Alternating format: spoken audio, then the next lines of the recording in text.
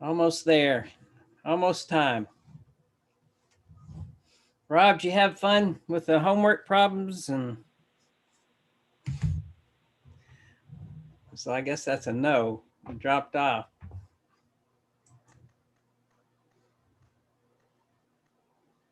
All right. Can you guys hear me? Yeah.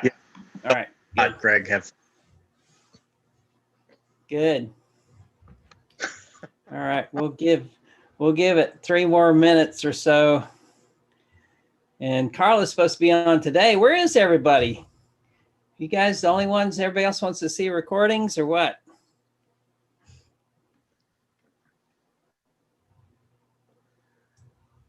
what is going on here?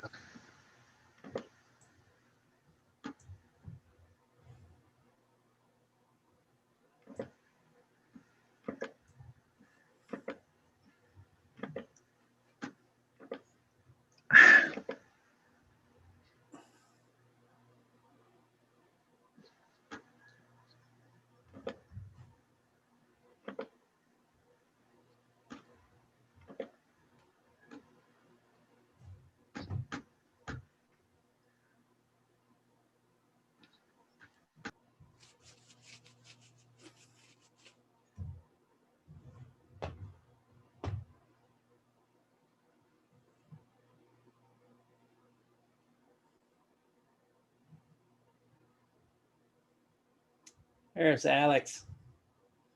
How you doing, sir? Pretty good. How about yourself? Pretty good. Pretty good. Oh, there's Carla. There's Carla. Yep, there's Carla. How is everybody? Did you bring the bagels? I didn't. I did not, but I miss them. And I miss you guys too. Oh, that's nice. How is everybody? I'm doing good. You don't really want to know that. I do. Well, I'm dealing with a very sick doggy for the last 2 weeks, and we're still trying to find out what's wrong with her. So we've been kind of up and down all night with her. And you know, I wish they could talk, you know, so they could tell you, but we're hoping to get some test results back today. Carla, if my animals could talk, they'd probably talk back to me like my kids do. Well, right now I would welcome that, you know, I mean, it's really frustrating.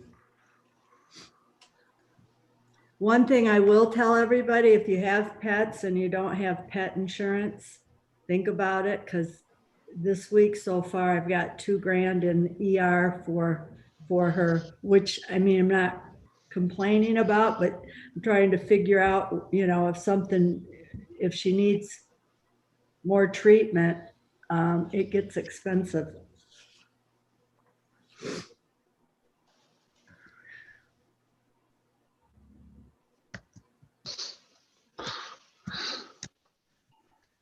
So we got 12 on. Yep. You can give it another couple of minutes if you want. Yeah, I will. Basically, guys, why I asked Craig for about 5 or 10 minutes up front is to just kind of let you know about the capstone presentations. Those, and we will post this on Canvas for you. But right now the dates are April 1st and April 6th and 7th. And what we'll do is we'll post a schedule, a blank schedule with times and you know, slots so that you guys can go in and sign up. I know that I think most of you have met with Dr. Sani, but I know that all of you have not. So if you haven't met with him regarding that topic, I would highly recommend it. And those of you that have met with him, if you need to revisit anything, just, know that Guillermo can set those meetings up for you, and Dr. Sani is available, to help and welcomes that. So what I need to know from everybody is, right now I have two groups that Dr. Sani's approved to work together. And one group is Ashley Schneider, Trey Simmons, Lucas Pope. The other group is Michael Gilhooly, Ray Hillard, and Harris Barwick. Are there any other people that are working in together on a capstone? Because what I'm trying to do is allow only time slots for the number of presentations we need, so that they're pretty much back to back. This is just if I can eliminate the April 1st date to give you guys that extra week, I'll do that, but that's going to depend on, how many presentations that we're going to have and have to accommodate. So if anybody else is working together with someone, if you could let me know that would really be helpful.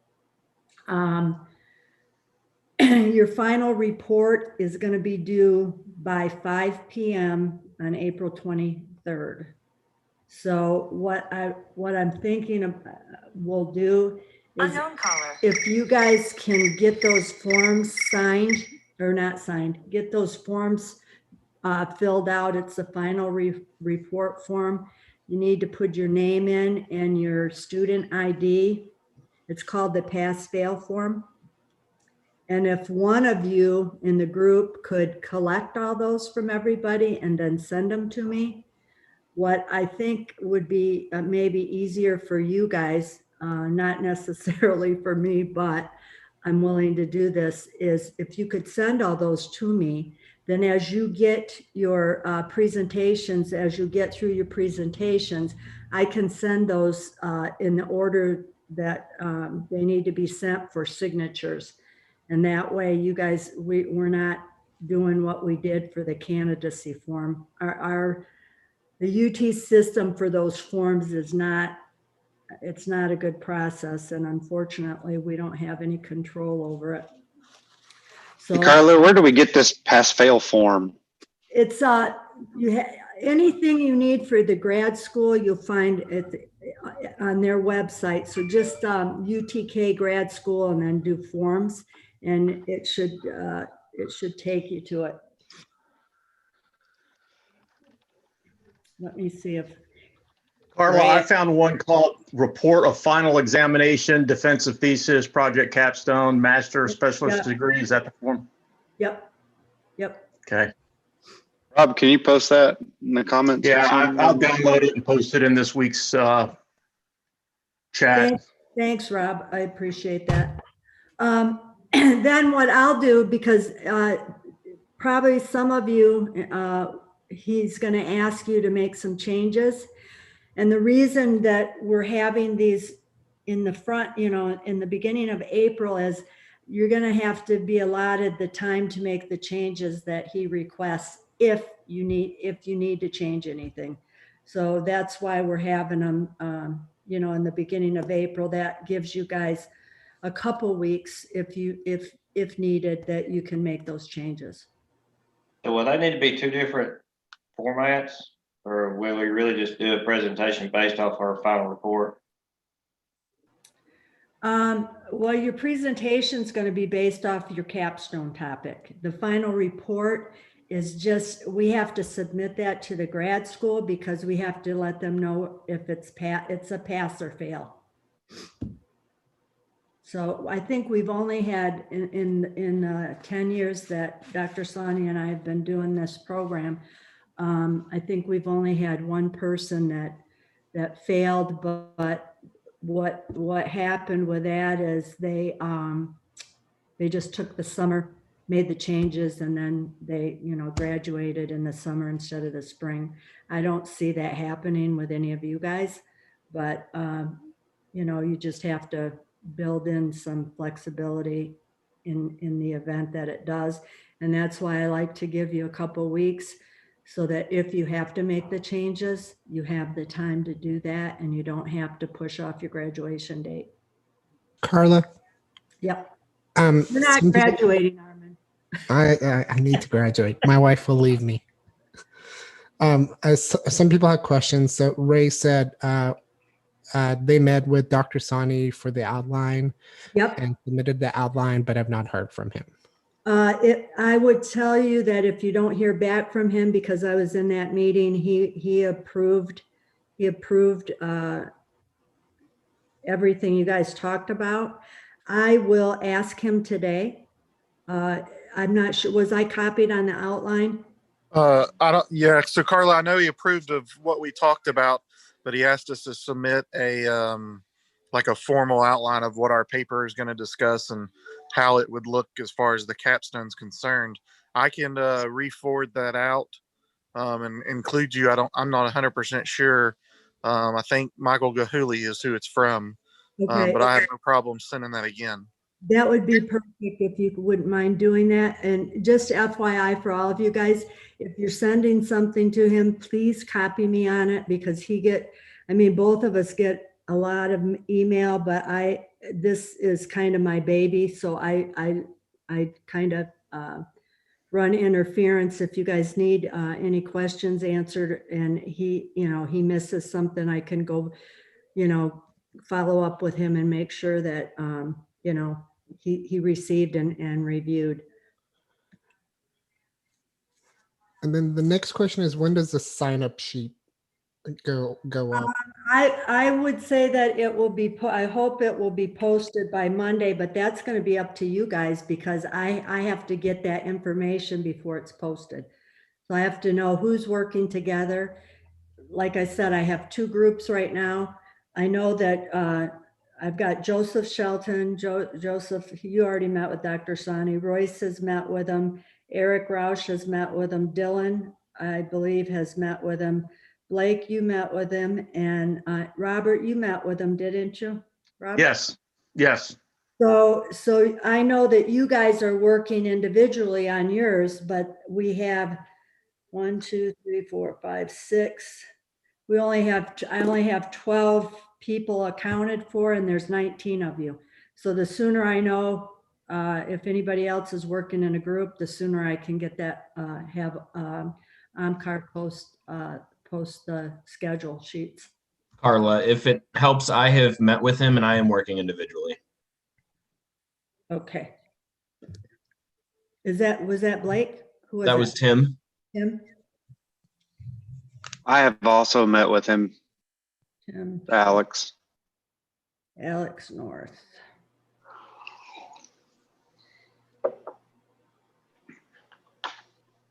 Okay. Armin also put on the link in the chat in case anybody hasn't seen that yet for the Armin. capstone. Armin, you're working individually too. Ma'am.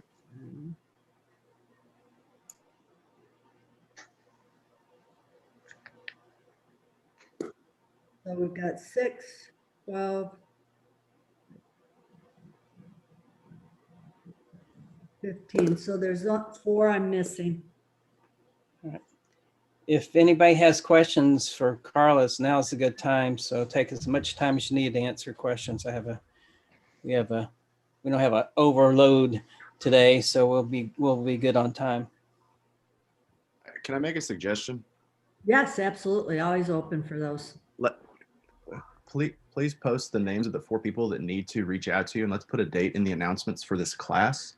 And if they don't meet by that date, let's just make the assumption that they're working individually. And then let's, just so we can have clarity on deliverables for this, I think that would be good. So Instead I of have, leaving it open. I have no problem doing that at all. But here's what I'm going to tell all of you guys is that there was a deadline on the candidacy forms. And I I was working on the candidacy forms until a couple weeks ago because nobody followed the deadline. So I don't mind doing that, but a deadline is a deadline, so. Understood.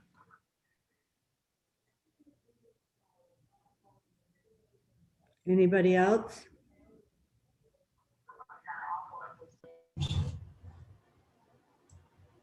With only 4, let's do it this way. I can email those 4 individuals and just ask them.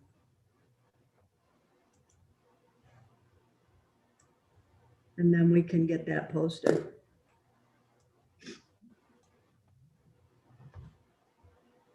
Anybody else?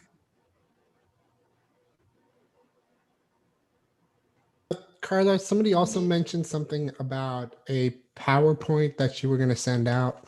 I've sent the PowerPoint and I've sent the example, so everybody should have that. Okay. That went out months, probably in December, or if not before. So everybody should have it in their emails. Carla, I never got the PowerPoint. I got the sample project, but I never saw a PowerPoint sent out.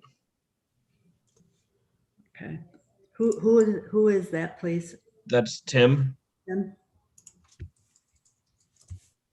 I also did not get the PowerPoint. Who's that? Alex. I'm sorry, Alex. I'm not looking, and so, okay, I can resend that. You may need to check your Y12 accounts too, by the way, because that's where it came from me. Yeah, that's normally, because I don't have all I of did.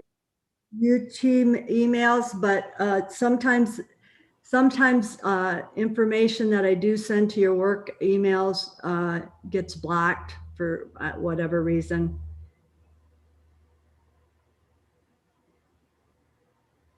So, and then what I would do if I were you guys is prior to your presentations, I would send your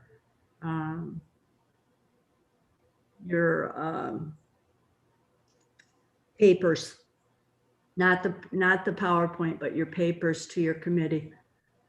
And I'd do that probably, you know, I wouldn't wait until the day of your presentation. I'd do it, you know, maybe a week before. Carla, do we know who we're defending to yet? Your committee, whoever And was. that's Sonny, Chris, and Berg? Yep. Okay, thank you. Yep. Yep. I think I think, and I'm going to have to look at this because the 2 groups of 3 might need a little bit more time. But normally what we do is we do like 30 minutes for the presentation, and then we leave some like 15 minutes for remarks or questions. Can you say that again? I heard 15 minutes, but For questions, because they'll have questions. They always have questions. Your committee will have questions.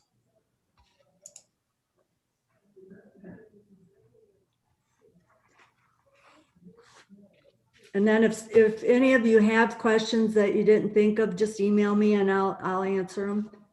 Not a problem. If anybody needs anything, I'm always here for you. I hope you know that.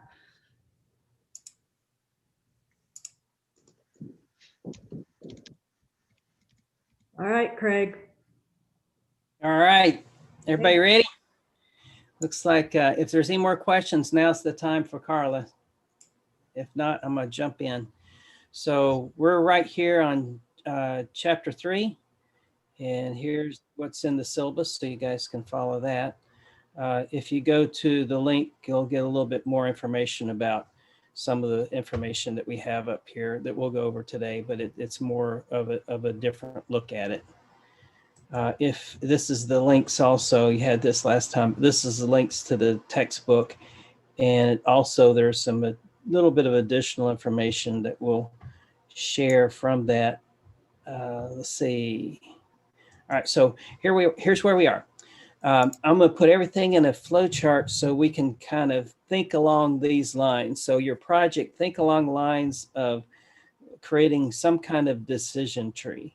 So this is going to be in most of the, we've defined all this before last time. So we're in the optimization, deterministic, continuous, not discrete. We're in, it's constrained, it's linearly constrained, and it's solved with linear programming. What we went over last time was, this is a decision tree you might also put in your project so that it's easier for you to think about. So 5 years from today, you have a problem and you're trying to figure out how to optimize this. So you go through your decision tree, get to where you need to be, and you find out, well, this is linear programming.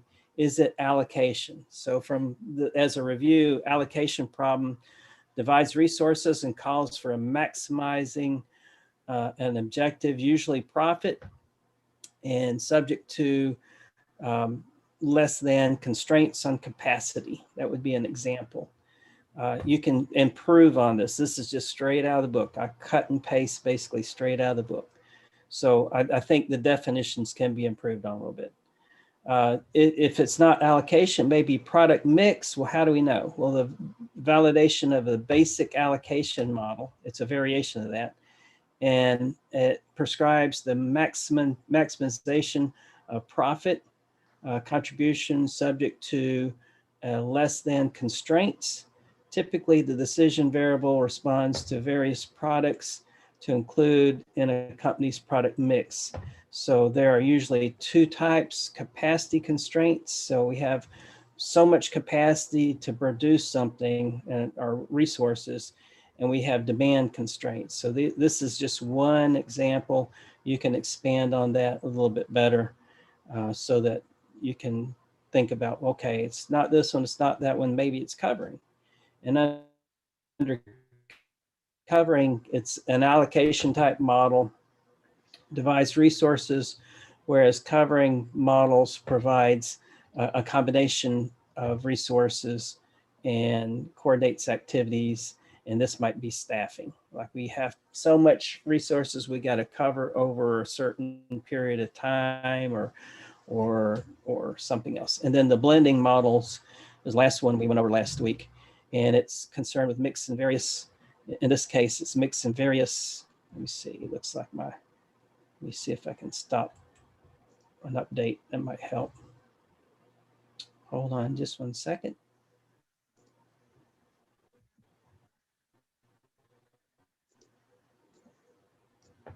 Let's see. I'm going to pause that for 2 hours. All right, so blending models may be that we remember examples we had were a certain number of vitamins and we had certain number of ingredients and those kind of things. So that might be a good way to do it. I think what I saw last time from last class is you guys did really good with OneNote. So I'm assuming that you could probably have something like this on one page of the OneNote or one tab, and include these, and then each of the other tabs might be something like that. It's up to you. Do it any way you want to.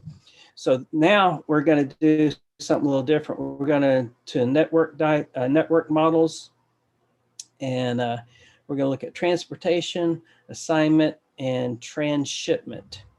So let's see. Let's go into straight into it. So this is still linear programming. Network models is what's called. Let's see. We're on. I'm trying to follow along in the book just so you have a place to go back to.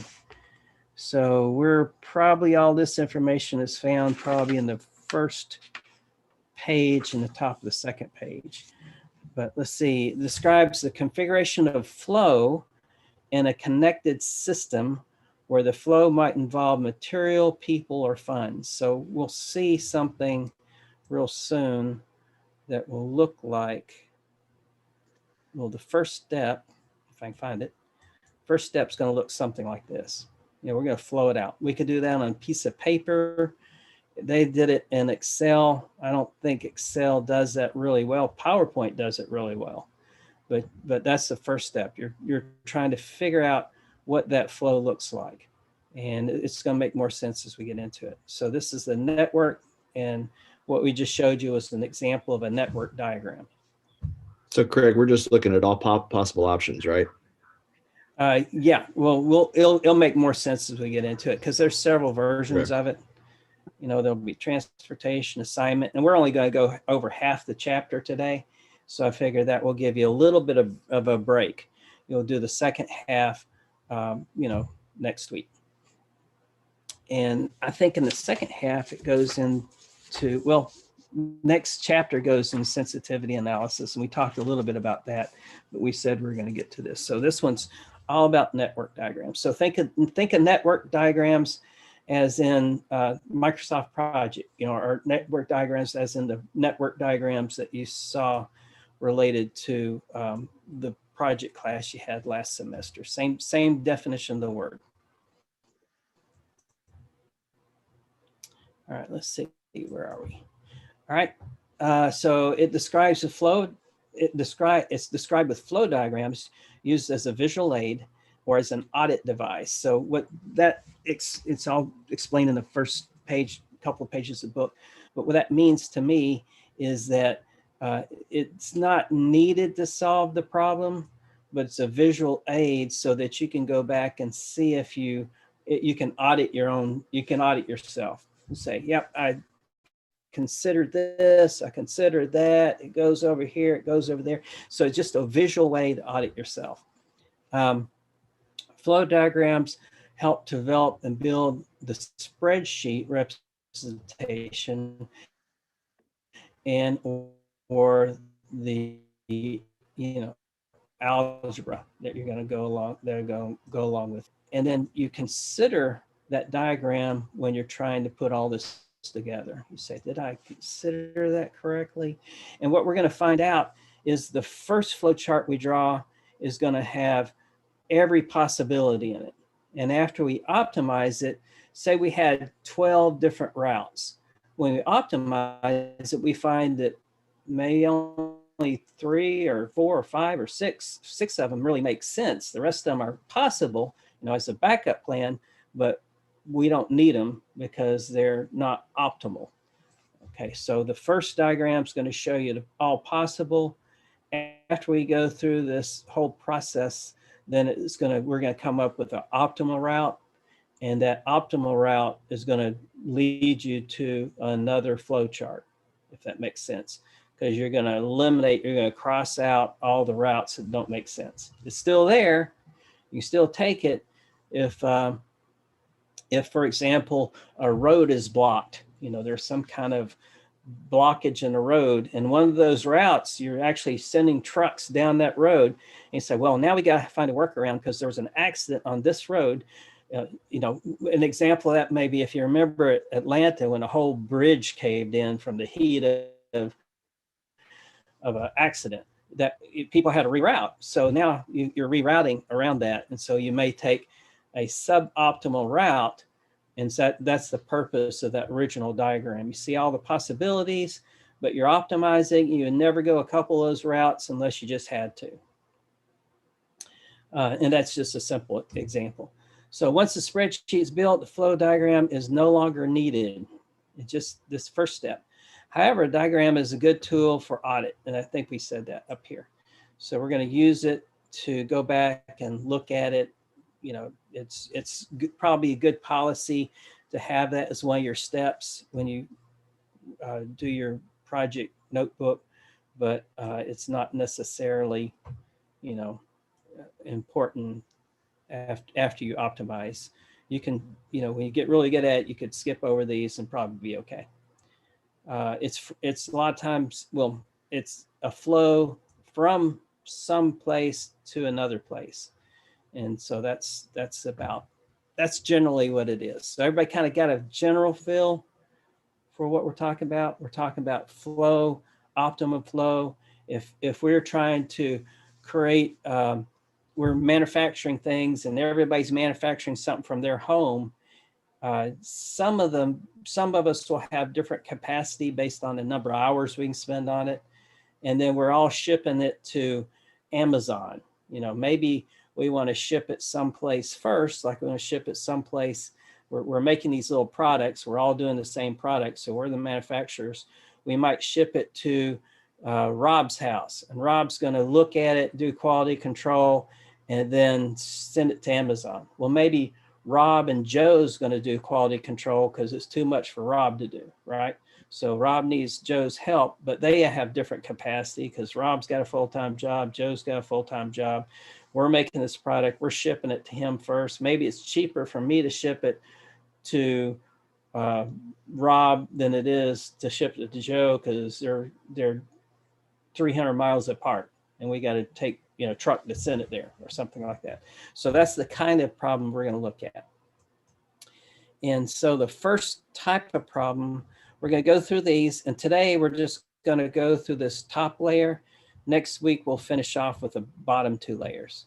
So the top layer, we're going to look at transportation model, an assignment model, and transshipment model. And that's very similar to a transportation model, only there's more steps along the way. Instead of us shipping it directly to Amazon, we're shipping it to Rob and Joe. So that's transshipment model. So we're adding a step. We're adding. So instead of sending our forms directly to Carla, everybody's going to send them to Rob, and then Rob's going to send them to Carla. Yeah, something like that. Something like that. And it could, could be anything. Could be shipping, and could be you're on a bicycle or on a motorcycle, or it could, just all kinds of variations of that. And let's see. All right, so we got that. So transportation. So now we're going through a linear programming. We know it's a network model. We got to figure out if it's one of these. So here, this is a movement of a product from one or more source locations to a set of destinations where demand occurs. So there's a capacity, there's a distance, how long it takes, possibly, or how much it costs to ship it that way. And then there's the demand. Maybe Alex can create 50% of the demand, but we still have to supply the other 50%. So the rest of us have to supply the other 50%. And so those are the kind of things we're going to look at. So now we're on page 66. So on page 66, this is where the transportation model starts. And I think, okay, so this one is, let's see, these are some examples. So if we went to these pages, let's just go to one, see what happens. I don't know if I can get to it without, well, all right. Yeah, I have to put it in presentation mode to do that. So let's see if I can do that. All right, switch over. In each case, I try to give you something, and it's just optional. But if you go here, it talks a little bit about the transportation model and some examples of it. So you could go in and look at those examples if it will help you. And I clicked on another link within there. I'm not going to do this again. I'm just going to give you an idea. And I think you might have played with it a little bit. And you may have better luck than me, but it doesn't look like it's going anywhere to me. Oh, there it is. So this is, just an example of a transportation model. And there's a little, you can basically play around with it and try different things. This would be a good thing to put into your notebook so that if you want to create something that gives you more examples, then all these links should give you a whole bunch of examples. And then this is a YouTube, how to set up and solve linear program related to transportation optimization. And this is just another YouTube link you can click on. All right, so let's go to the problem in the book. And how about, let's see, Ray, do you want to read the problem example 3.1? Are you there, Ray? All right, Ray's maybe stepped away. Lucas, are you there?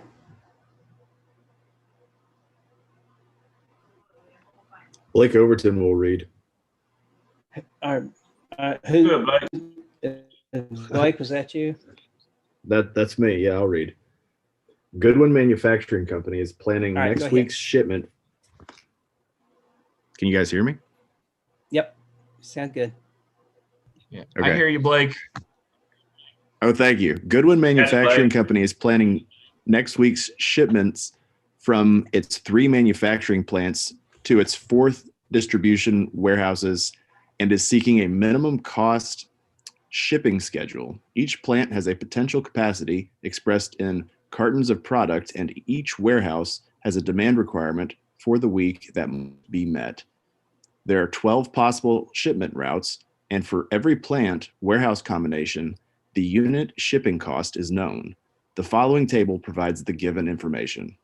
All right. So let's see if we can find it. What's this represent over here?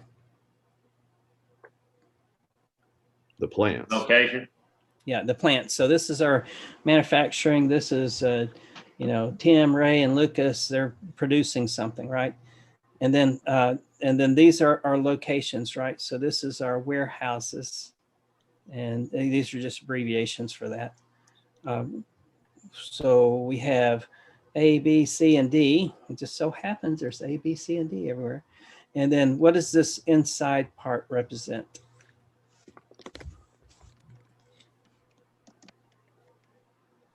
It's in dollars. The shipping cost? Yep. So it's something along that lines, right?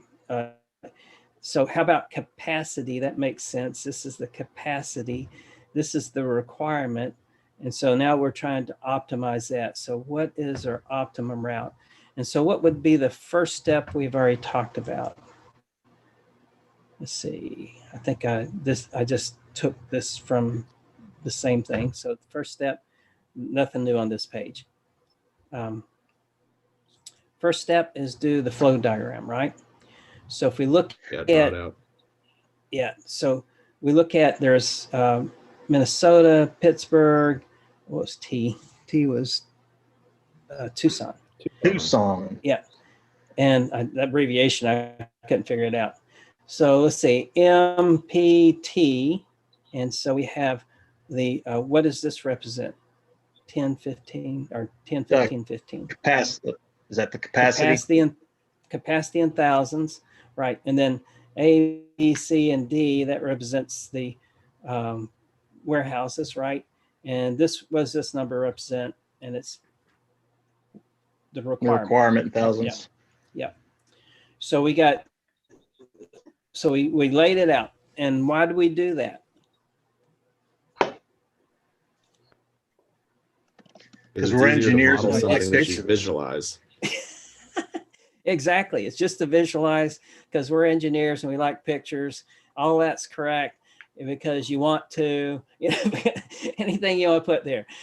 It's just that this is just puts this in a picture that we can see, right? So see, it's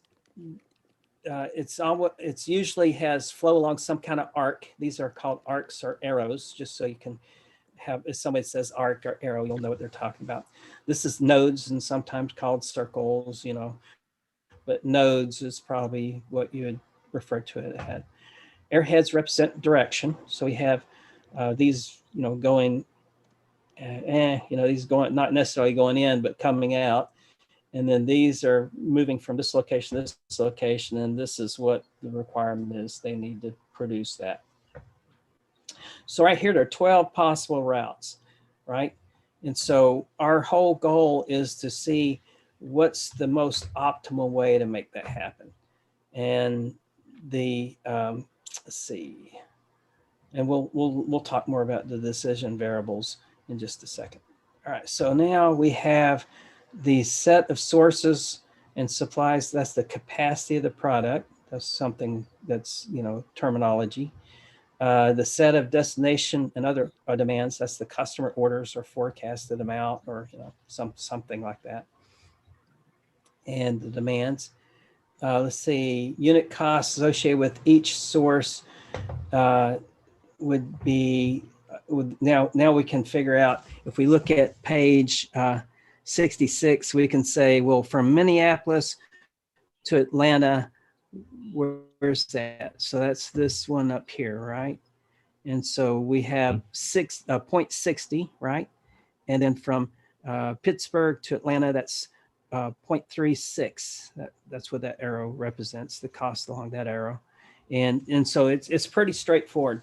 If we can get it to this point, then we can kind of understand what's going on and explain it to somebody else. That's really the key reason, so you can explain it to other people. All right, so now we're going to the Excel spreadsheet, and this is what we're going to look for. So this will be in the Excel spreadsheet, and we'll find out, do we know what these numbers are yet? Do we have anything to plug into these boxes yet? I have no idea what those are. All right, so we'll talk about that in a second. So the capacity is spelled out like this. So MB, so Minnesota, Atlanta, Boston, each one of these numbers gives us a capacity of that. So this has to be at less than and equal to the capacity. You can't do more than the capacity, right? So it's going to be less than or equal to. So this is these number, this formula represents the capacity of Pittsburgh. So what they can produce, you know, all of this together is going to be less than or equal to 15, right? 15K. This is Tucson, and it's going to be less than and equal to 15. So does that make sense so far? Does this formula make sense? Yes. All right.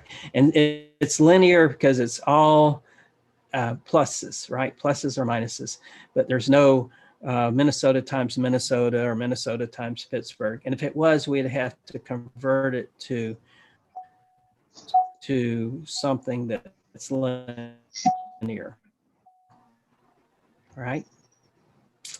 Now this is the of all of that put together, right? So we're going to have MA times this value here, MB, so MB times that value, MC times that value, MD, MD up here times that value. So we're just setting up the formula now. And what this would be known as in our Excel spreadsheet is the sum product of 5C. Well, we'll get to that in just a second. You'll see that and maybe this is a good place to bring up the Excel spreadsheet. So let's go to Excel spreadsheet. If I can find it. I got too many pictures, too many screens open. All right, so we're going to look at it in a bigger form. I lost it again. All right, so you should be able to see that. So, all right, so we got this. We're trying to find the formula of this total cost and how it come up with it, right? So we're going to look at where all of this C5, F7, C12, F14, we're going to see where all that's located, right? So if we go here, and this is the same picture. Going to be, we don't have these numbers at all, right? So this is all coming from us solving this problem. But here's what we have. We have this up here. And this is a formula of C5, right? There's the subproduct of C5. There's C5 and F7. Where's F7? F7 is down here. So all of that. And then we're C12. C12 is this here, right? And F14. So that's what this formulas tell us. And right now, as far as we're concerned, that could all be zero because we're trying to solve for that, right? So that could all be zero. We're just going to have a place for it. Okay, so that's where this number is going to come from. Let's see if I can move it out of the way. Move it on the other side. All right, so we have a feel for how this is set up. We have that set up that just looks exactly like the table on 6.6. Okay, we have a place for this that we're going to set up, but right now we're going to go to the next step. So this is the given information. These will be decision variables, right? So we don't know what this is going to be. We could try different numbers here and come up with different things. This is the set of quantity and sum of the flows. So you see, well, right now, when we solve the problem, we'll notice that that number is different than this number. Now, why is that? Because this is our answer, right? So we're going to say that if we meet all this capacity and we send it this way, this is unneeded. Okay, because it's more than we need. If you add all that up, there's a 9, there's a 12, there's a 10, so there's an 8. So we're meeting all our demand without creating an extra 1,000 here.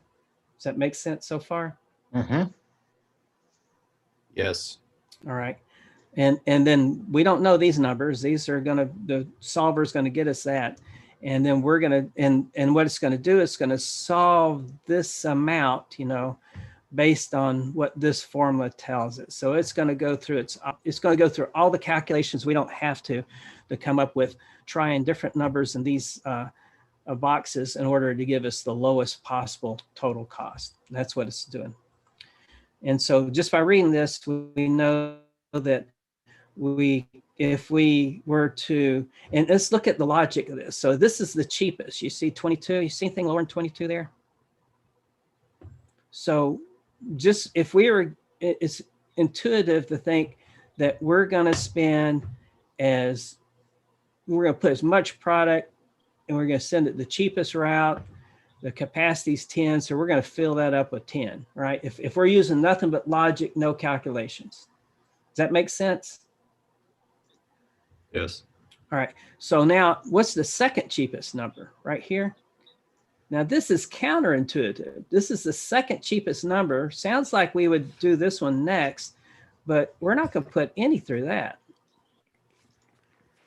And the reason we're not going to do that, if you just look at the logic, the calculations are going to tell us that, but just trying to figure out what in the heck happened here, I would assume we'd do this is the second cheapest route, we'd fill that up too. So if we had 10 capacity and it needed 15, we would put the other 2,000 here, right? And that's what I would do just by looking at it. But when we run the calculations, we find out, well, that's not the most optimal because this is so high compared to other things, these are higher numbers or whatever, that we need to do 9 here. And for some reason, it turns out 3 here. I don't know. To me, it's still, I cannot justify this just by using my logic without calculating it. So that's the value of this. It looks like, if you're talking to your boss and say, let's send all we can through here and send all we can through here and send all we can through here and send all we can through there. Well, that's okay, but it doesn't work out mathematically to be the lowest cost. It looks good on, when I'm thinking about it, it looks logical. So this is the value of going through and doing an optimization problem because it's just not intuitive. Does anybody else see that? I mean, everybody sees that, right? I might have confused you a little bit by just how I said it, but to me, it looks like I would optimize that. I'd optimize this, then I'd optimize that, then I'd optimize this, then I'd optimize that. But that's not the way it works, right? Altogether, the calculations come up to be something different. Now, in the process, we have capacity of this, but we don't have that need. So we don't send an extra 1,000 that's going to just be sitting around. It's more of a just in time, we need this now. We're not going to stack up their warehouse with more than they need. So this makes sense from this calculation that we're going to go through. It looks like, it gives us the optimal and we're not going to oversend. We're going to send 14 instead of 15. and we're going to, and it, if the numbers turned out differently, one of these could be lower, but just so happens that it looks like this is the most expensive route. It's more expensive than all the other routes, right? And so because it's one of the most, and this is in a case where it's not, but it looks like that makes sense. If we're going to have 1,000 left over, then it's probably going to come out of the most expensive route. So that's kind of how you read that. Does anybody have any questions to this point? We're going to actually work through the problem next. So the second set of this, or the portion of the decisions for the zeros through the 1,000 or 10,000, 9,000. Mm-hmm. That's given. We have to get that correct. Yeah, this is what we were given. This is what we're calculating. Okay. So, okay, and this is so setting this up right is the hard part. We found probably that that from the last problems that the solver works really good. It gives us all kinds of things. The hard part, if we're going to run into a problem, is just setting it up right. So to set it up, we're going to look at total cost is a sum product of two ranges, right? So the two ranges are these two ranges. So it's going to be, this is the stuff we know. This is the stuff we don't know. This is what we plug in, we create, and then we create this for a decision. These are our what will become the decisions we have to make. But the way that fits in is this fits there. That's C5 to F7. So C5 to F7. We saw that on the table already. And then C12 to F14, C12 to F14. So that's line 12, row 12, and row 14, row 5, and row 14, C column, F column, and that includes it all. And that sum function gives us what's in those boxes. So let's see.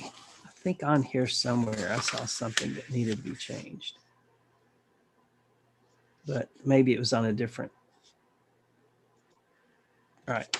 So if we go to, if you look at page, let's go back a little bit. I'm gonna get out of here and go back. So in show, so I can skip around a little bit. So where was the formulas we created?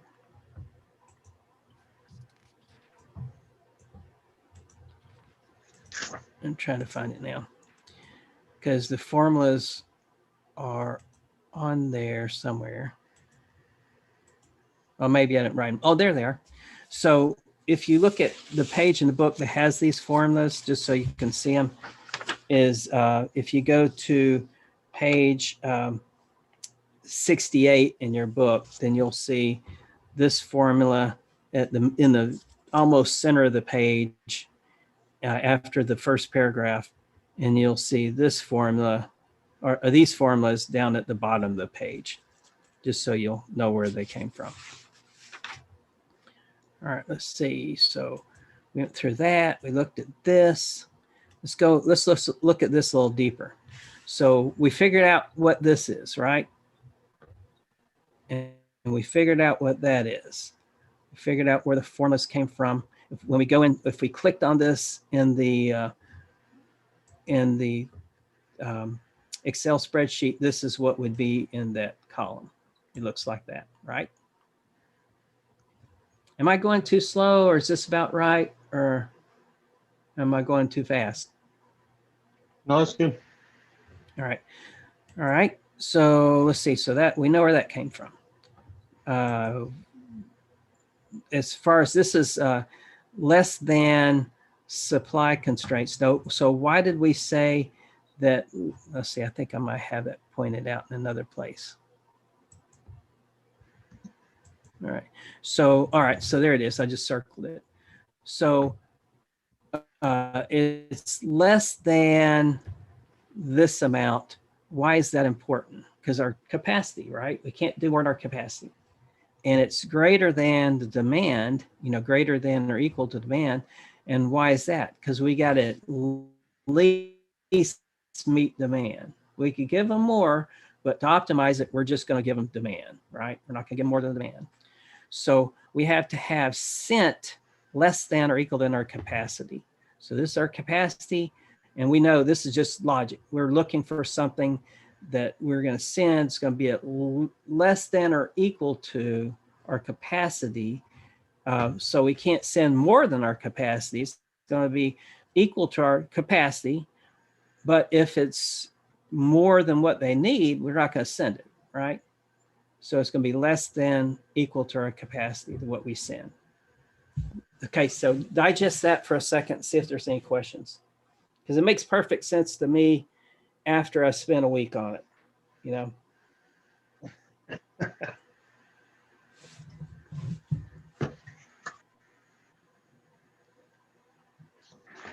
All right, so does everybody understand what's on this page?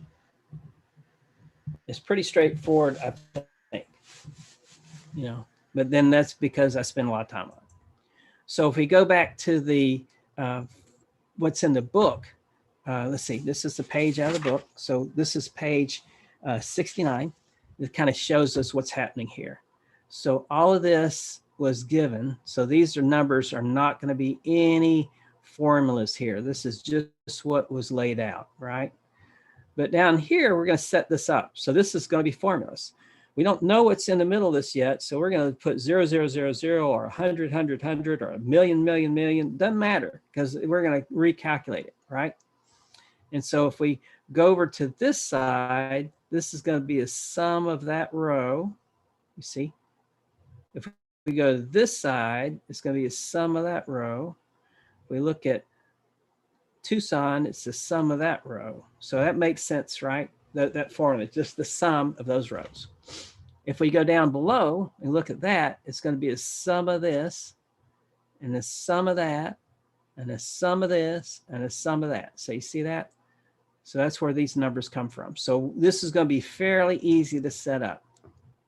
The hard part, because we don't do this too often, but by the time in this book, we've probably, done it a lot. So it's going to be the sum product of all of that. And it's going to be, and we're going to compare it to this. And then all these are going to be calculated based on what's in this box. Does that make sense so far? And that's on page 69. All right. Roy, does that make sense? Roy, you're either on mute or you're asleep. Lucas, are you there?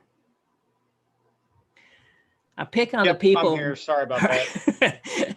I pick on the people who are the quietest, just so you know. Yeah, I was on a phone call previously. Sorry about that.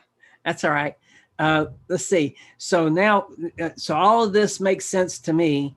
So let's go and look at it in the formula again, or the Excel again.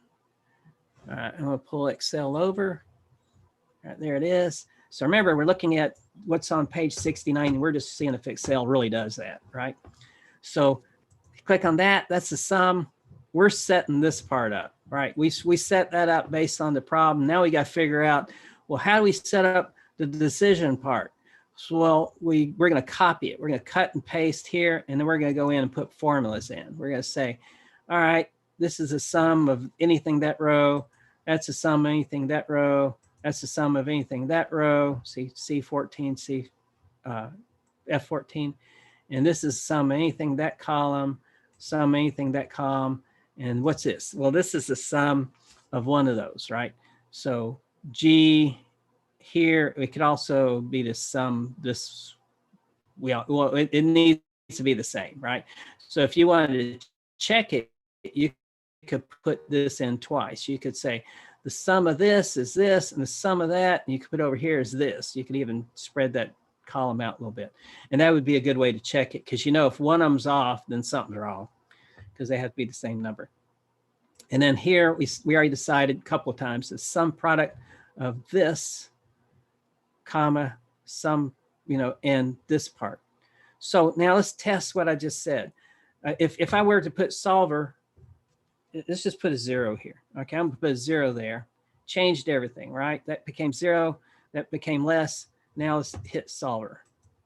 Okay, solver is saying, I want to solve for all this stuff. And what are we solving for? So up here, that's this part, right? Here, where's that come from? See, this is the variables that will change, the changing variables.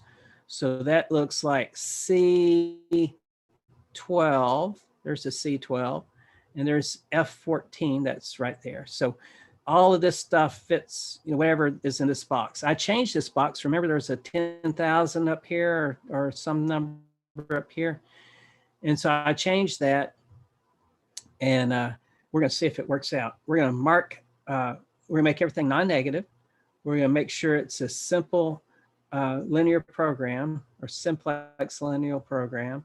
And then let's see, where these numbers come from? Help me figure that out. C15, where's C15? Is that C? Yeah, C15. Where's C15? Up here. And where's F? Let's see, where C15 here. Gosh, where am I? All right, C15. All right, there. All right, there it is. So C15 to F15, right? It found that for you. That's greater than equal to, I was trying to say this one, greater than equal to to C8 through F8. So that's that number. So we're saying received greater than requirement. Yeah, received is greater than equal to the requirement. Yeah, and it could be just equal to in our case, because we want equal to, but we want at least this amount, right? And it's going to give us, it's going to find what's equal to. And then this one here is what? G12. I tell everybody I'm nearsighted, farsighted, dyslexic, so you have to help me find out what I'm looking for. Whoops, I didn't want to do that.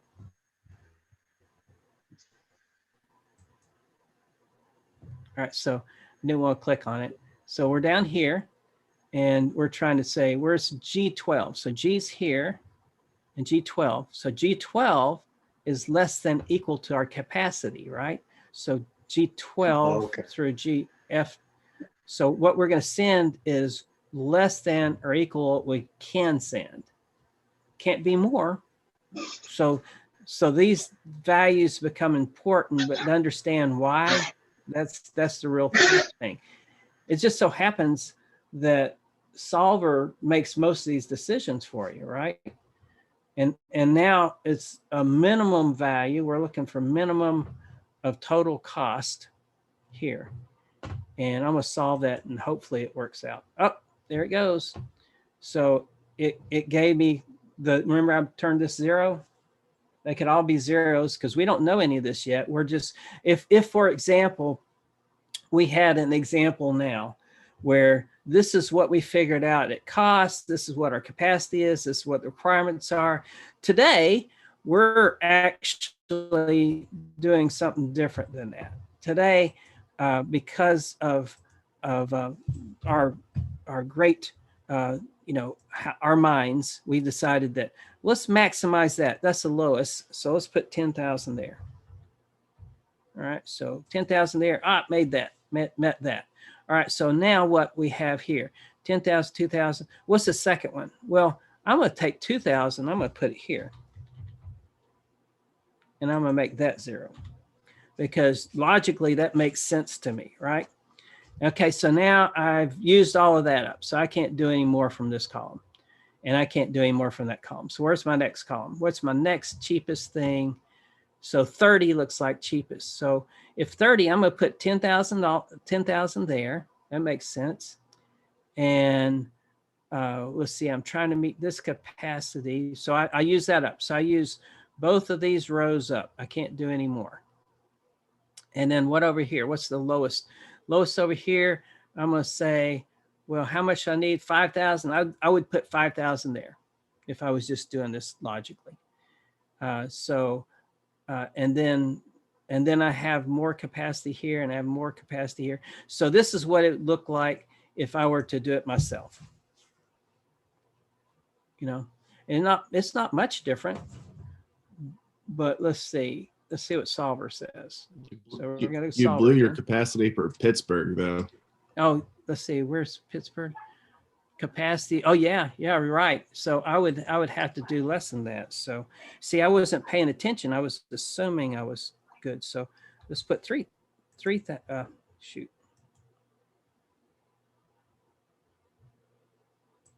I hope I didn't mess something up.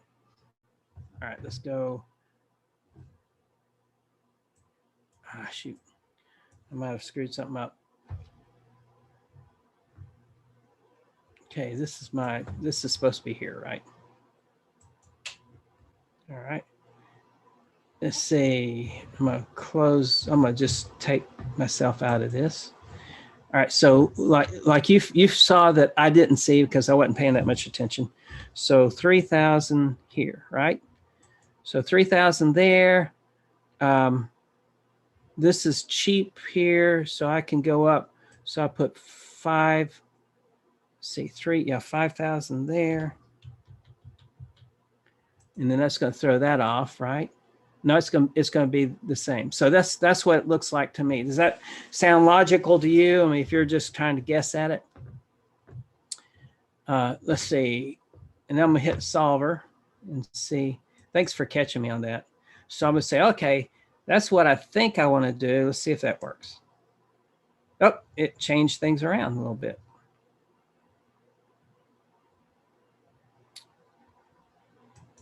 All right, so that's what happened. And if we go to the book, it looks like the book, right? It looks like on page 68, figure 3.2. Does that feel pretty comfortable? I mean, to me, this is a powerful tool. I mean, you probably have all kinds of things that you can think of about using it, you know, this way. You could say, you know, I have to deliver clothes to my kids and they're 2 different locations. What do I do first? I don't know. You come up with something, but to me, that's a powerful tool. All right, let's go back to the presentation. And we talked about all of that. We found out what that was. So the objective turns out to be this. The variables are here. The constraints are, you know, what we looked at in the manual. You know, constraints would be over here, and the numbers. You know. All right, so let's see. So the constraints have been these, and then our testing constraints would be what we're trying to do there. All right, so now the transportation model, we talked about this already. I said, well, it looks like that's the lower than, you know, what it could be. So we already had that conversation. So now if we looked at it, because there was a bunch of zeros, remember those zeros? Where do the zeros come in? Yeah, these zeros. Well, those are routes we don't have to take, right? So if we redraw that flow chart, that network, it goes from here to here. It simplifies everything. And so that's how powerful this thing is. We're not over shipping. We're doing just in time, basically. And we're also putting it into a form, and these numbers are wrong, I think, because that we have different values there. Let's see. Well, that's a bad one to look at. Maybe I should look at the book. Let's see. So 9, 12, 10, and the 8. 9, 12, 10, 8. Yep, that's right. That's the capacity. That's still the same numbers. They didn't change. What changed was our capacity numbers. All right, does that all make sense? See the value of it? And when you work through one and you go through these slides on your own, you think through them. If it doesn't make sense, it probably should. So the next one is the assignment model. So the assignment model, we have another. Now's probably a good time for a break, Craig. All right, let's take a break. Hey, Craig. Yes. Take a break. So let's take a 3 to 5 minute break. Can you hear me okay, Rob? Yep. I thought that was a All good right, all right. speed you went through that one too, Craig. All right, good. Good. And we're doing well on time, so we're doing good.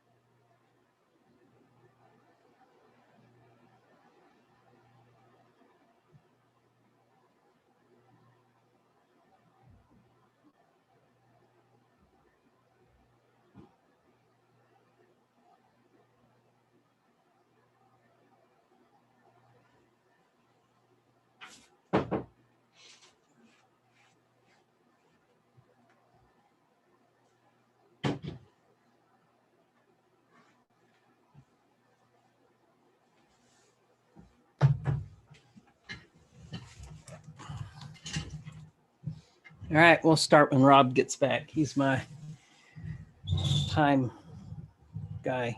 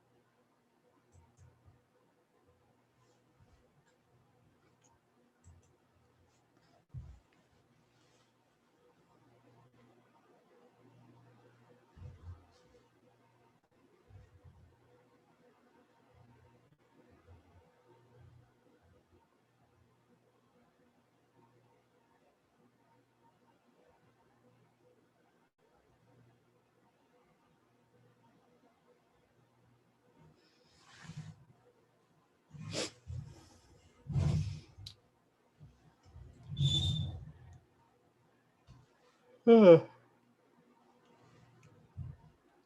making myself sleepy.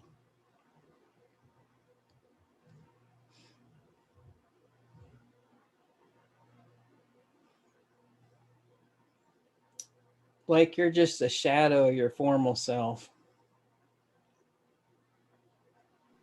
Yeah, I'm not wearing any makeup this morning, so I'm keeping my camera blurred.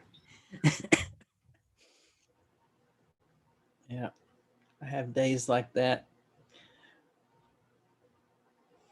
I have weeks like that. I have years like All right, Rob, we're waiting on you.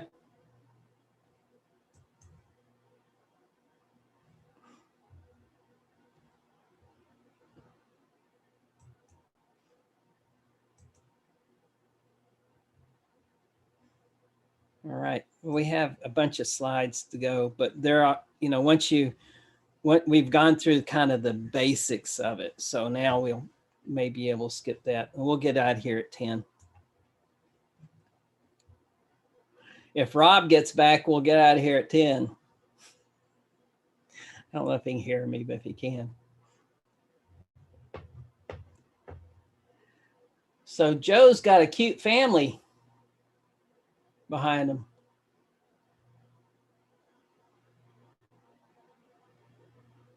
They're not here either.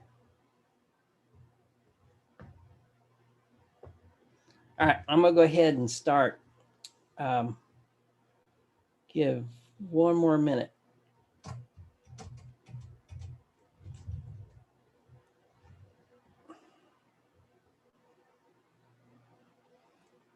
See, when I see it, that's a good thing and a bad thing.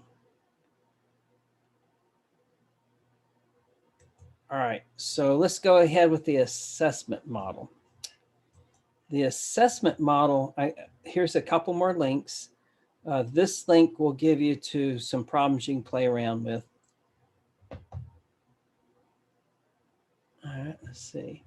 And then this is just a YouTube. You can find maybe better YouTubes. There's nothing special about these YouTubes. It's just one I looked at and I thought, well, this is kind of cool. It says what we're trying to do. And then we go back to this. So we're in linear programming, right? We're in the network model side. We just did the transportation one. Now we're going to do the assignment one. So our assignment one is on page 71. So if you go to page 71, that's where it'll be. And let's see. Special case of the transportation problem has all the capacities or capabilities of the one, and all the requirements equal to one. A number of sources and number of destinations are the same. So if we go to, hate to go further without everybody here, but I think it's easy to follow. So Roy, you want to read the problem example on 3.2? Roy may not be here. Lucas, are you there? Yep, I'm here. All right. Can you read the example 3.2 for everybody, just so we're all on the same page?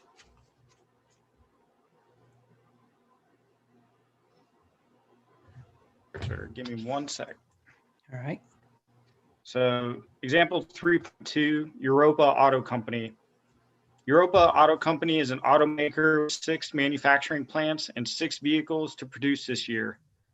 The firm has learned that it makes sense to produce each vehicle at a unique plant, even though some of the plants are older and less efficient than others. For each possible assignment of a vehicle to a plant, the firm has estimated the annual cost in millions of dollars of implementing the assignment. The cost data take the form shown in the following table, which identifies the products by number. The automaker's objective is to minimize the total cost of the assignment. Then we have the table with the 6 different plants. Yep. We can think of an assignment as a selection of 6 numbers from the cost table, 1 from each row and 1 from each column. Because the number of products is... So that's good. You can stop there. Yep, that's good. Yep, just that first part. So we have 6 plants and we have 6 makes of cars, right? And so if we were to look at what it costs this plant to make that car, if I read it, if I think about it right, then it's $80 million. Am I thinking right? Everybody check, make sure I'm thinking right. All right, so if we go back to where we are, we're on the assignment model, special case of a transportation model, similar to that, has everything has the equal 1. So one-to-one relationship. Let's see. So special case transportation, simplified version of transportation problem, specialized unit demands, at each destination and unit supplies at each source. So that would be an example.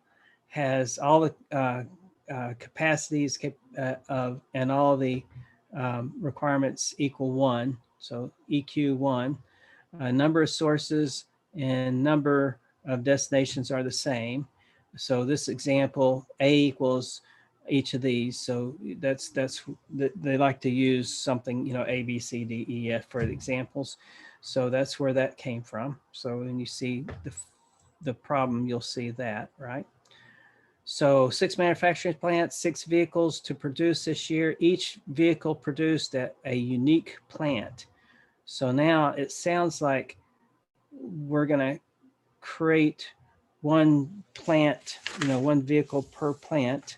That's what it sounds like. Let's see if that's what happens. Yep, that's what happens. In other words, we're going to find the cheapest way to do this where we produce one vehicle type at just one plant. Okay. Let's go further. The first thing we might do is draw it out, right? That's the first thing we said we'd do. So we went through all of that, right? Estimates a million. Some of the plants older. And so this is the reason for the cost differences. Some of the plants are older and less efficient. That sounds kind of realistic, doesn't it? And we have estimated costs. We figured that out. So the next thing we might do is say, okay, it's like the transportation. We have all these plants. We have all these vehicles. And we're trying to get one plant for one vehicle. And let's see if it makes sense. What page is that on? So that's on page 72. Go to page 72. And that's where this came from. All these different possibilities, right? So if we go a step further, then at the bottom of the page, this is our objective function. If we were writing this into a formula, we might write it like this, but this is what that means. It means that we're going to look at A80 times A1, you know, that's the first one.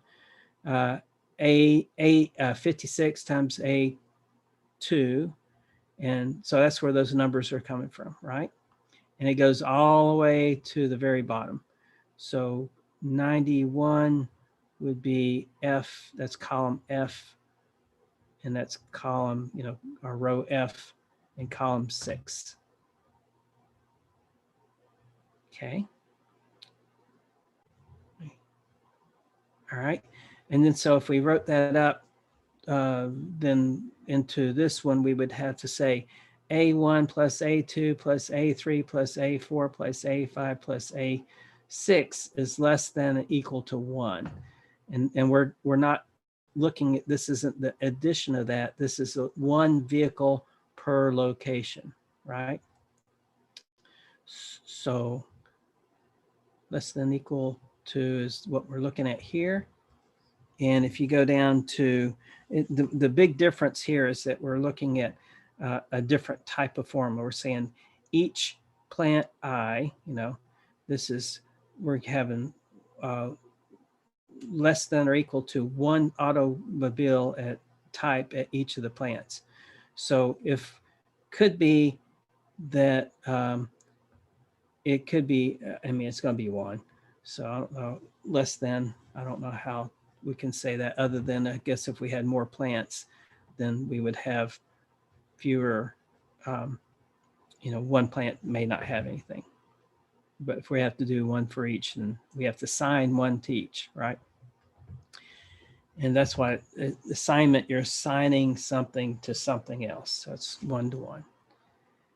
Let's see, at least one of each vehicle being produced, constraints could be written as equals. Let's see if we got that. All right, so now we're on page 73 and we're looking at, there's at least, so what is this? This represents one vehicle, right? One vehicle type. So it's going through all the different plants. We're saying we're going to use at least one vehicle type per these plants. That makes sense? And we're going to produce, because it's assignment, you know, we're assigning the amount on the rows. we're having one plant have less than or equal to, so not at least one, but could be none, right?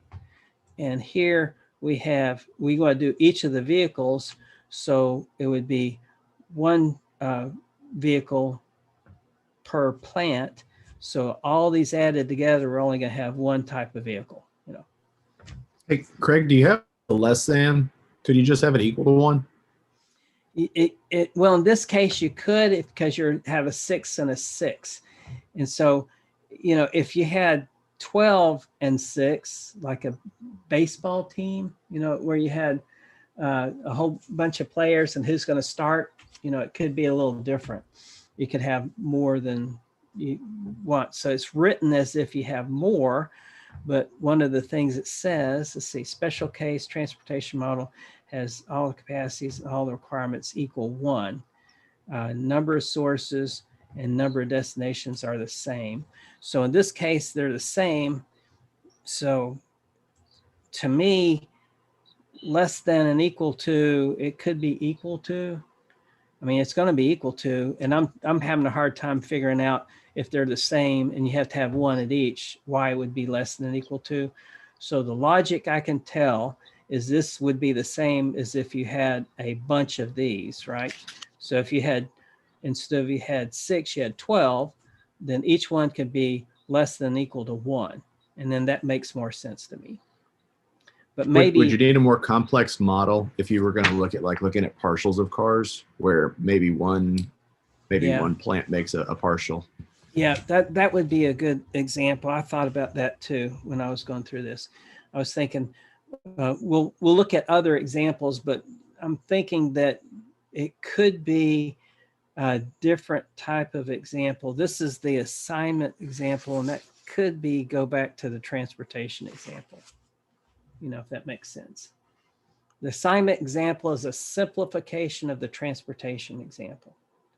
So if you wanted to have like 12 compacts and 12 SUVs at plant A, then, you know, that could be, that would not be an assignment example.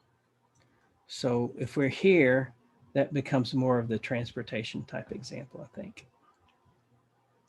It's a good question though, but we're just trying to do a 1-to-1, and that's called an assignment. All right, so now if we're going to work this together into, you know, the spreadsheet, let's see if I got, okay, so we looked at that, right? We looked at this. You kind of understand you're going to have at least all these vehicles made. And so at least it's going to have at least one for a decision, right? Vehicle being made. And then on the other example, you understand that, well, you're going to have the vehicles made, and in some cases it might be 0. So, and let's see. So if we look at that, we see a lot of zeros, right? But if we look at this as a formula, then we go up to here, this formula, like all that row is going to be less than or equal to 0. So here it kind of matches that. So 3 is where we're going to make this automobile type 3. We're going to make it at plant A. That's what this says. Automobile type 2, we're going to make it at this plant. And notice there are no other possibilities here because it's less than or equal to. Maybe that's what it gets us to. It could be, I mean, this case, it could be equal. I'm not sure it could be equal in every case because I'd have to see a different case. But to me, it makes sense that it's less than and equal to. But, you know, the same token, it might make sense if it said it was equal to. So D and 6 type vehicle. So we can read this okay, right? Everybody can read that. If we add all that up, it's 1, 1, 1, 1, 1, 1. Can't be more than 1. And if we add it up here, as far as the cars, they're all being covered, and it can't be less than 1, right? So it can't be more than one here, it can't be less than one here. We're going to minimize the cost. So this is what it's going to cost us in millions. If we were to pick this out, let's see, how would we pick this out? If we were to say, where's the cheapest location? It might be there. It just so happens that's right. And that's what we'd pick, right? What's the second cheapest location? It might be up here. That looks right. What's the third cheapest? Third cheapest, well, that is cheaper than that. So that would confuse me a little bit, right? So if we were just trying to figure that out using our logic without any calculations, we could probably get pretty close by doing, you know, the order, the cheapest, the others, but I've already made one mistake. And I've already picked this one over that one. All right, so these are the variables. This is column C, that's column H, that's row 15, that's row 20. So we know where that's going to come from. And then the constraints, we'll go in and look at that in a second. All right, so let's take the Excel spreadsheet. It's supposed, so Excel spreadsheet, we go to the assignment. Let's check these. So that's sum, that makes sense. Everybody see that? Okay, that's a sum of that row, sum of that row. All that makes sense to me. There's no values over here. Notice that? And then here's another one. Sum of that column, sum of that column, sum of that column. And then what's this? This is the sum product of 5C to H10. See that? And we're comparing that with C15 here to C20. So we put this in, we followed our problem and we spelled it out this way, just copied what was in our book, right? So we copied the table on 71, and then we took that and copied it and said, well, this is our decision. So we copied from the book, and then we select this and we copy it down here, right? And then after we do that, we eliminate everything in the middle and we fill in the sum of that row, sum of this row, sum of that row, and we fill in the sum of that column, sum of that column, sum of that column. And that's how we set that up. Does that make sense so far? Everybody on the same page? All right. I may be going too slow, but I think by doing this, we're at least we have, if you see something I'm doing wrong, at least you can say something about it. All right. So now we know where this came from because we set that up, right? And now all we got to do, let's take all of that out. Let's just see. I wonder if we break the rule. Let's put a 2 and a 2 and a 2 and see what happens. See what the sum product does. Okay. I mean the solver, how it creates it. So we know where that came from. We know this is going to, hopefully it's going to break me. It's going to say I did something wrong here because these are turning out to be wrong. So C, let's see, where is that? Gosh, C20, where's C? All right, C21 to H21. So all of these have to be greater than equal to 1. So we're not going to break that rule. But all of these, so we're in I. There's 15 to 20. So we're breaking these rules, right? So let's see what happens. It fixed it for us. So if your boss wanted you to say, okay, I want to do this, and we're doing the assignment, we can only have 1 per 1, and you accidentally type in a 2 somewhere, it's going to fix it for you, right? By using the solver. All right, did that make sense? There's some confusion.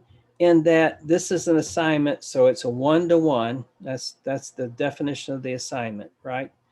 And the question we have, can we have a 0.5? Well, I wonder if we can have a 0.5. Well, it didn't come up with a 0.5 anywhere. So looks like we said 1-to-1. If I put in 0.5, it would just correct it for me. All right, let's see. Let's go back to, I'm not sure I did this, but let me see if we can do this. Okay, look at this on page, let's see, what page is that on? So that's page 74. Now let's go and take this. I'm gonna copy this slide. All right, so tell me what we did. You look at page 74 and tell me which ones we're going to use. And maybe I can put a big line up here. I can't see my, trying to get to We're going to a make line. the SUV at A. All right, let's see. I was trying to figure out a way to do this with an easy way to do this, but it looks like because I'm sharing screen, I have my screen blocked. Oh, I goofed. Wouldn't it be the sedan at A? Okay, hold on just 1 second. I'm gonna set it up. Or are you looking You're at right. Mike? All right, I'll show you. You're in right, just- Joe. I was just being tricky. Look at you, chested me like that. All right, hold on. I'm Blake trying to see if the rest of us are paying attention to him. All right, let's see. I'm gonna share my screen again. Hold on just a second. I think I'm not sharing, right? So share screen. All right, so tell me if this is A, B, C, D, E, F, and this is 1, 2, 3, 4, 5, 6. Where does A go? Number 3. 3. All right, so I got that one right, accidentally. All right, let's see, copy that, and I will paste a couple more of those. So where does B go? 2. Okay, 2. Where does the next one go? 4. 4. And where does the next one go? Right 4. across. All right, so across where? So 5. Okay, 5. All right, and then Wait, doesn't D go to 6? Yeah, you're right. D goes to 6. all right. See? Right. Joe's A, trying B, to throw us C, off there D, too. 1, 2, Sneaky, 3. sneaky. All Make right, it well, that's raw. all right. But you guys got it. You know, this is what you end up doing, right? So, and where does let's see, A, B, C, D, E. Where does E go? 5. Okay, right across, and then I need one more, right? So if I go here, and it's the only place it can go is 1, right? Or the first one up the top. So that's what it actually looks like. Looks like a Van Halen guitar. Yeah, it looks like his movements. That's right. All right, so let's go to the last one. We got about less than 30 minutes. Let's see the transshipment model. So transshipment is a more, so this was supposed to be a simplified version of the transportation. Simplified because everything equals 1, right? And so it's an assignment. You're going to assign that one ball player to that one position. You got, that would be, who you're going to assign. You may have other people in reserve, but, that becomes a different problem. So now the transshipment statement is a more complicated version of the transportation model, and it provides 2 stages of flow instead of just 1. So let's look at that. I didn't see one in that where you could go around and play with it, but I did find a YouTube. So here's a YouTube that will walk you through that, and you'll find 20 more. I just found one that looks like it was, you could actually understand the guy and it was going through the same thing. So now this is what we're talking about. We're adding a step. This is the example we gave up front. where we're producing something, we're sending it to Rob, we're all producing something, we send it to Rob, we're sending it to Joe, and then they're sending it out, right? And so that's kind of the same situation. Transportation transshipment model is a little more complicated, contains two stages or more, It could have more, you could have several. And the flow looks very similar though, right? So if we went to the problem, the next problem under transshipment, we're on page 75, and we need a volunteer to read 3.3 for us. Okay. So DeMont Chemical Company manufactures fertilizer in 3 plants referred to as P1, P2, and P3. The company ships its products from plants to 2 central distribution centers designated D1 and D2, and then to 5 regional warehouses, W1 through W5. At the DCs, no demand occurs and no capacity limits exist.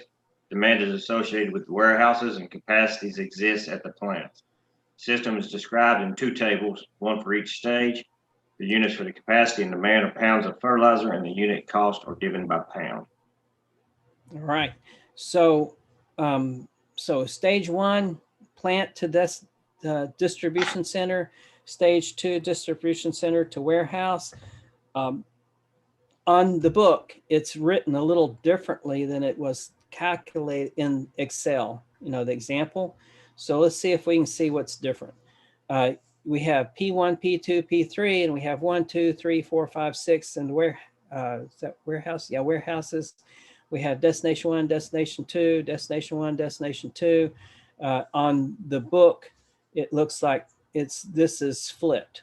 Like there's warehouses on the columns and the destinations are in the row. I'm thinking that to simplify it, if you know these are the same destinations, they flipped it just so that you would see that D1, D2 kind of resemble, this is from and this is to, that's from and to, but there's a common location, D1 and D2, D1 and D2. So I'm thinking that when they put it into Excel, this was to simplify it. All right, you see that? So you see what's on 75, page 75, and you see what it's going to look like in the Excel. Are there any questions? All right, so we have this number capacity, and we're comparing it to the requirement, right? And we have, so we're looking at page 75, and we see where the requirements came from, right? We see the numbers and where they came from. Any of those incorrect? I don't think so. And then look at capacity. Any of those incorrect or different? I don't think so. All the numbers look like they've been reproduced correctly. So if we were to type this out in Excel, this is what we know, right? That's what we have so far.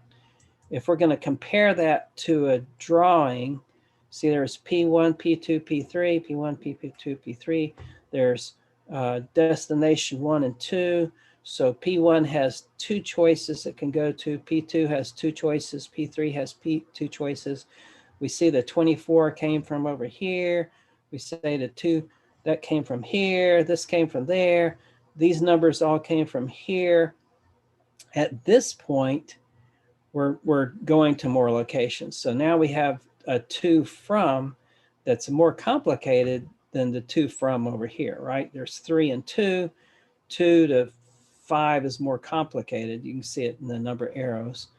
And the only reason we do this is just so that we're thinking correctly, right?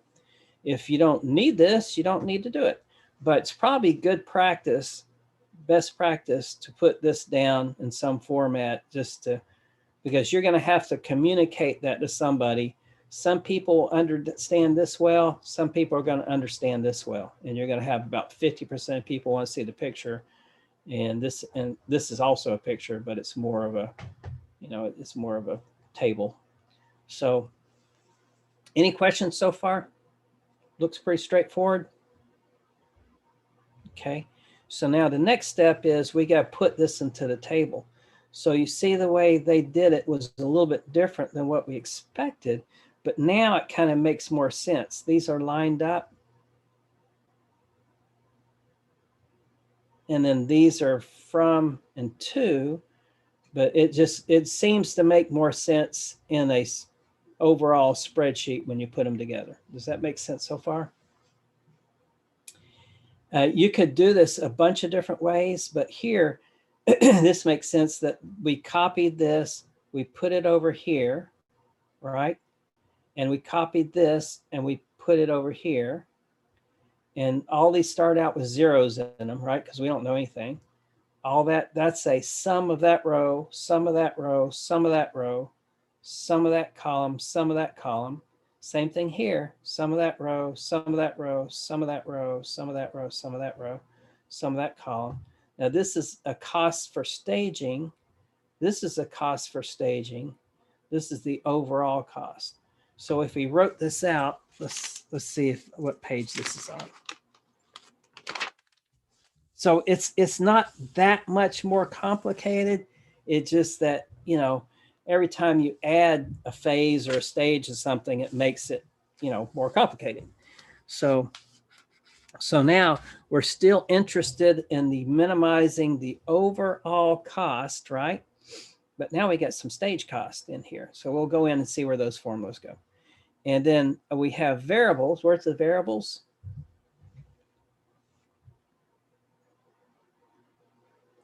So this is a good place to go to because it's easier to look at if you can see it.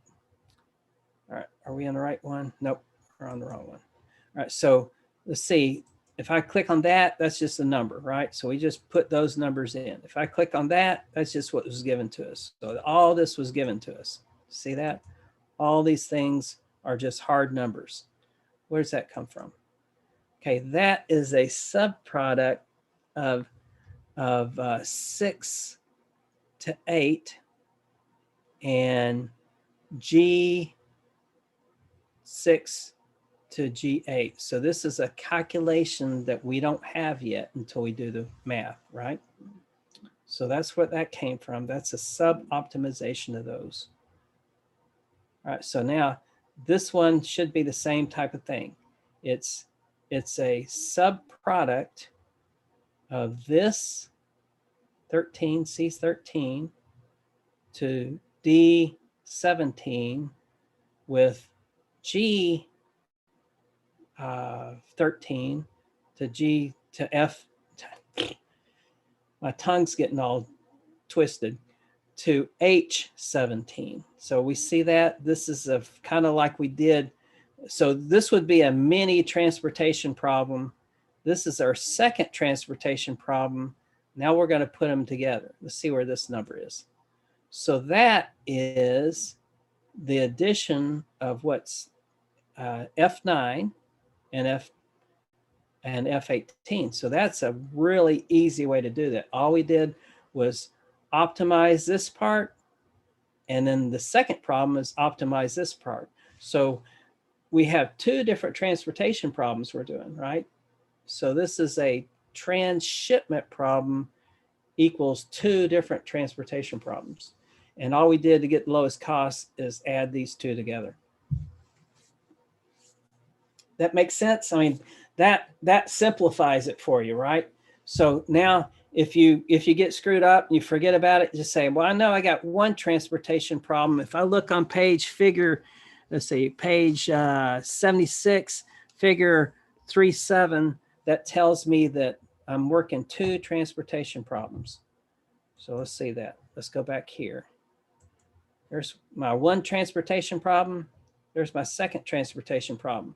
I'm going to get the lowest cost for this, and then the lowest cost for that, find out the best route for this and the best route for that, and then I'm going to add those costs together.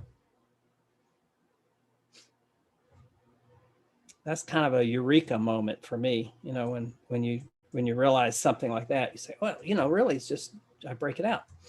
All right, so we did that. Now let's break it out a little further. So this is a minimize the overall cost. That's our objective.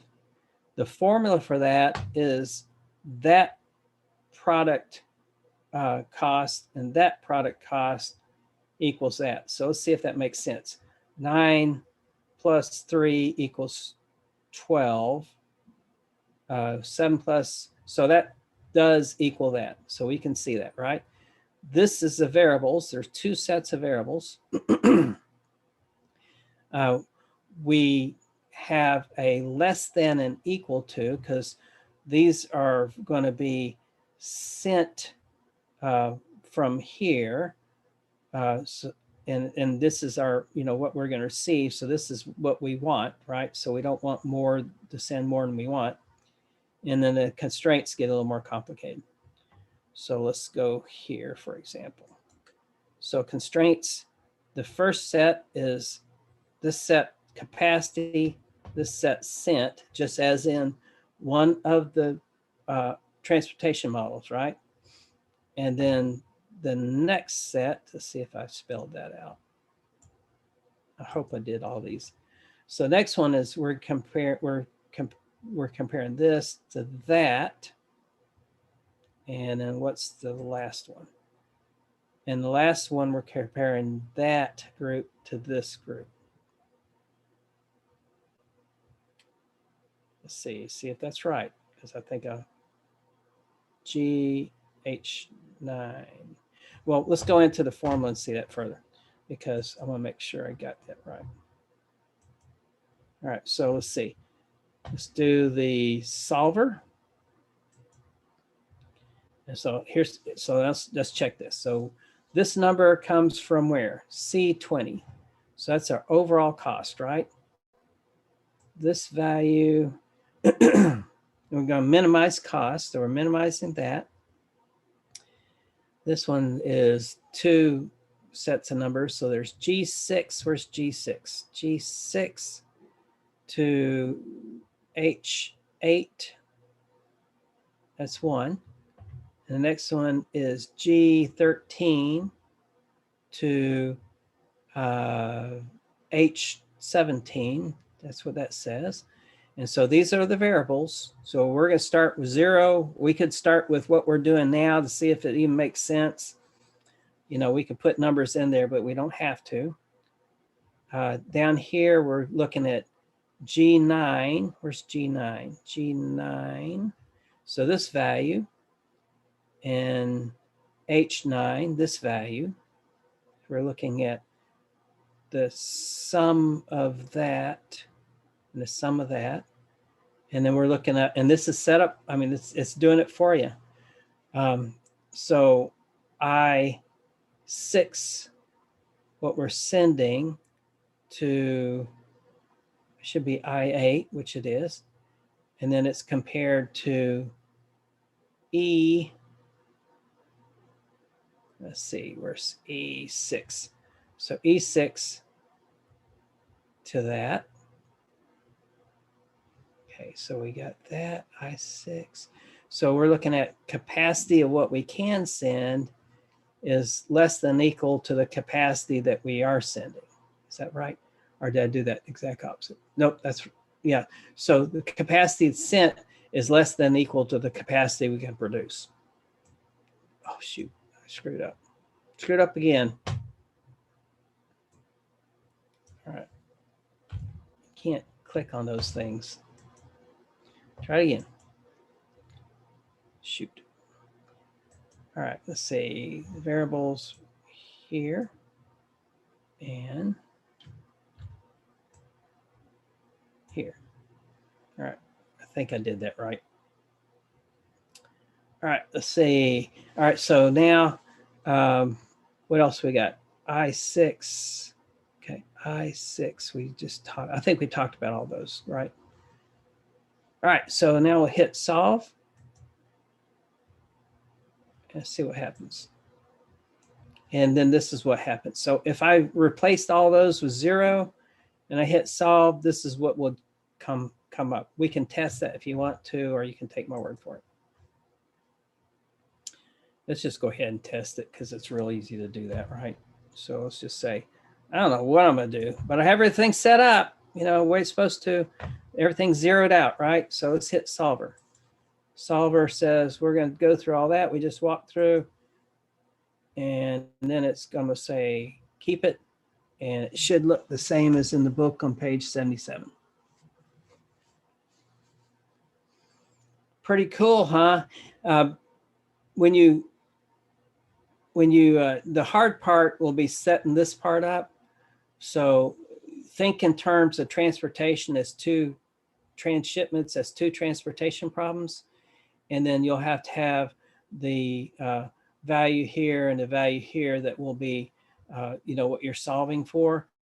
But this is the total cost, and that's what the problem's asking for. That makes sense? Everybody okay with that, or did I screw it up somehow? Okay. All right. Sometimes, all right, so now if I went through and looked at those, right? So originally it looked this way. So we had a whole bunch of stuff, and then we went through and we solved it, and we said, okay, there's a bunch of zeros. I can knock the zeros out right away, right? And so if it's so the 2 zeros I can knock out are from P2 to D2, and from P3 to D1, right? That's a 0. P2 to D2, that's a 0. So I can knock 2 out. I can knock the P, and I think I said the same thing here, but I can knock 2 of those out. Oh, there it is. I can see it from over here. So there's D2 to P2. I can knock that one out. I don't have to do that one. And the others. Now this one's shipping 2 different places. Now, why would that be the case? Because their capacity is larger here than the demand over here, but the capacity here can also feed this demand. So this one goes to one place, that goes one place, this goes to 2. Let's see if we can find the logic behind that. So this was a little harder to see because the numbers are closer together, but I would, if I was doing it just myself, I'd say, well, these two, I'm going to maximize the capacity because that's the lowest number. And then I'm going to go next lowest number and next lowest number. Well, if I did that, I would be wrong, probably, not as, it would be more optimal, but less optimal than using the software and the tools and the formulas. Hey, Craig. Yep. So when I look at this, we don't have to run Solver multiple times for this. We can do it all just with the information we've got. We just kind of set it up that way, right? Yep. And the alternative to that would be to run it more than once. And the only reason I'm saying that is that, there's one problem, there's the next problem. You could literally do 2 transportation problems, right? And then add the total up, and it'd give you the same answer. But you can do it all in one, which is what Solver did. This was all done with one sweep. And so this was, let's look at it again real quick. This is still the answer we're looking for, but this formula changed, right? So I'm gonna close that out. So the way the formula changed is that this is now just an addition, whereas before it was a subproduct of the numbers, right? And so in doing that, what you can, it basically, it did this equation already. So Solver picked up on the total cost. And we learned before that if we wanted to, we could go in and change that title for this box to be total cost. And we could change this to be variable 1, variable 2, or anything. So we could change those titles if we wanted to. And we could use the titles in the formula too. But it works the way it is. So I don't know what's inside Solver. I don't know what kind of formula it uses to do all the calculations other than it's using optimization, but I'm not sure how it's set up inside Solver. It just, a miracle happens and it comes up with the right numbers most of the time. But I would still go in and check, making sure that what Solver has in it is what you really want it to have. So, all right, so that's most of it. We got 4 minutes left. let's see if I have anything else. I'm thinking that we're good. And we went through, we knocked out some of the routes. So that's it. Mr. Stevens, I do have an announcement to make. Sure.